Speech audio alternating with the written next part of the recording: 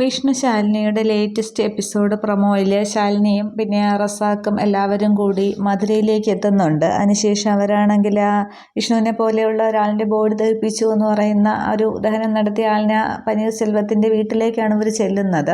അന്നേരം അദ്ദേഹത്തിൻ്റെ ഭാര്യയും മകളും ഒക്കെയുണ്ട്. അന്നേരം പോലീസിനെല്ലാം കണ്ടവരിങ്ങനെ ആകെ പേടിച്ച് നിൽക്കുന്നുണ്ട്. അന്നേരം റസാക്ക് ചോദിക്കുന്നുണ്ട്, അന്ന് ചിതാഭസ്മം എടുത്തു വച്ചിട്ടുണ്ടായിരുന്നോ എന്ന് ചോദിക്കുകയാണ്.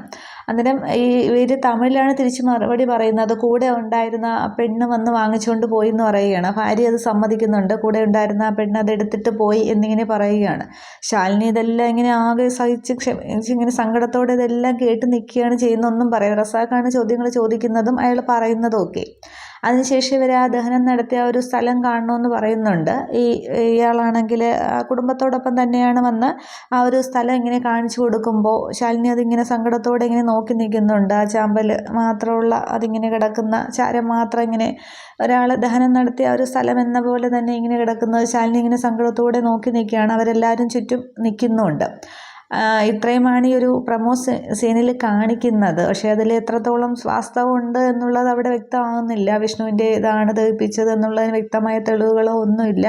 വിഷ്ണുവിനെ പോലെ ഉള്ള ഒരാൾ എന്ന് മാത്രമേ അവിടെ പറയുന്നുള്ളൂ. അപ്പോൾ ഇതിന് ശേഷം അവരിനി തിരിച്ചു വരുമ്പോൾ ഇനി അവർക്ക് എന്തെങ്കിലും തുമ്പ് എന്തെങ്കിലും കിട്ടുമോ ഇല്ലയോ എന്നുള്ളതാണ് അറിയേണ്ടത്. ഇതേസമയം അവിടെ രാഘവൻ നായർ ഓടൊപ്പം മിക്കവാറും ശിവന് വീട്ടിലേക്ക് പോയി കാണും.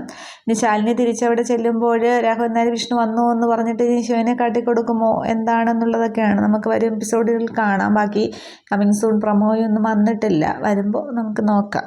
Okay, thank you.